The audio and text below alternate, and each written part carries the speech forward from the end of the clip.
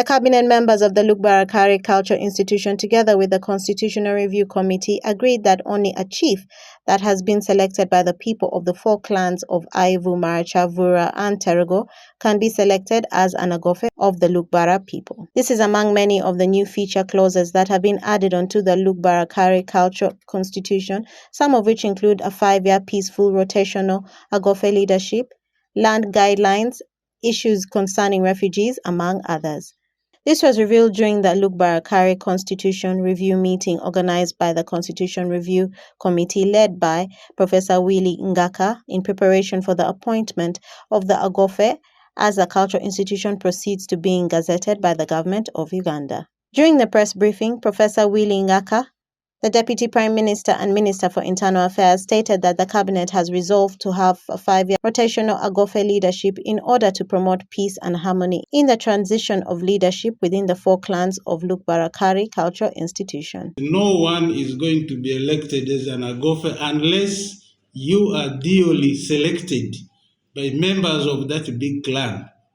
And the four clans we are now working with are Aivu, Maracha, Teregu, and Vura. So now, no one who is not a chief selected by people in charge of these big clans, the districts, is not going to be standing as an Agofe. Agofe is the paramount chief. He's in charge of all the entire tribe of Lugbara. But you know, when we sang those things, there was no one paramount chief. So, but we are now coming in a new dispensation where we must have one person in charge of the entire tribe. That requires negotiations. That requires that we look for a mechanism where there must be peace. So to do that, we are resolving to have a rotational agofeship. Now, for instance, if we say Terego is going to be the one selecting Agofe, that means there's going to be a vacant position of a chief, because the current chief will automatically become Agofe, and then the people of Teregu, that big clan, will fill that position. So there will be an Agofe who is a Teregian by another chief. Then after that 5 years, when they elapse, Agofe of Teregu will hand over to Vura. Vura will hand over to, after like every 5 years, the position will move to another big clan, so that there's no fight. But how can an Agofe be removed? How can somebody be a chief? Because now when you're already a chief, automatically you now qualify to be an Agofe, because there's not going to be elections. The previous constitution was that we are going to campaign, we are going to elect Agofe, which is very time consuming, it is very expensive, it brings division, it makes people fight each other. But the new constitution is that there are not going to be elections, because by virtue of being a chief in one of these big clans, you are automatically an Agofe. Professor Willy Ngaka further stated that after the sensitization and approval of the four chiefs on the reviewed constitution, the Parliament Langa will be held to enact the constitution so as to proceed with the appointing of the new Agofe. We believe might be on the 30th of this month, we want to invite, currently we now have 4 chiefs, the heads of those big clans.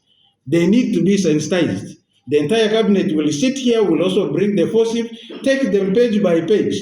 And when they're okay with that, we will now set a date for what we call Langa. Langa is the parliament of the Lugbara cultural government. They will now come and enact this constitution, and they will now select one of those 4 chiefs to take over, and then we kick off our process to be gazetted by the government. Right Honorable Toko Ismail, the Prime Minister for Lugbara Kari, thanked the Cabinet and the Constitution Review Committee for filling in the gaps that were in the Constitution, saying that this reviewed Constitution is worth depending on.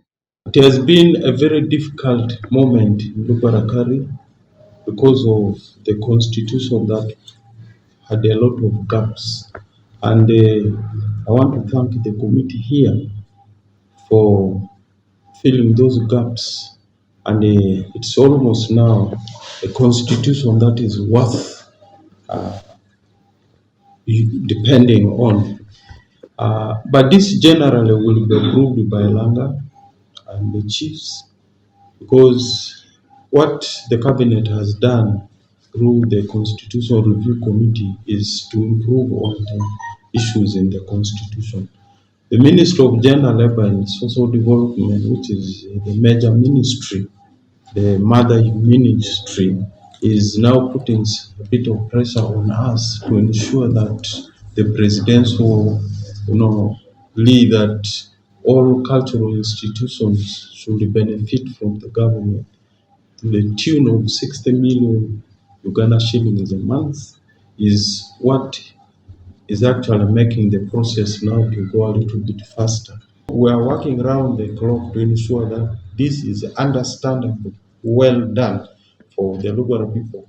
Because at times for us, things are, you bring in an idea, you tell people this is what we want to do. Somebody somewhere will ask, will it work or does it work? No, those kind of delays are a bit hectic for us.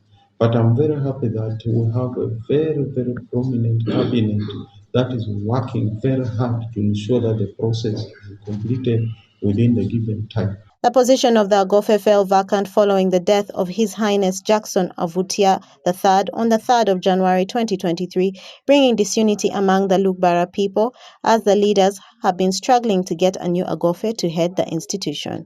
The reviewed Lugbara Kari constitution, which has been approved by cabinet, is set to be presented before the Parliament Langa for enactment so as to proceed with the appointment of the new Agofe and the Lugbara Kari culture institution gazetted by the government of Uganda. Okumuringa Christine, for West Nile Television, Nilecast.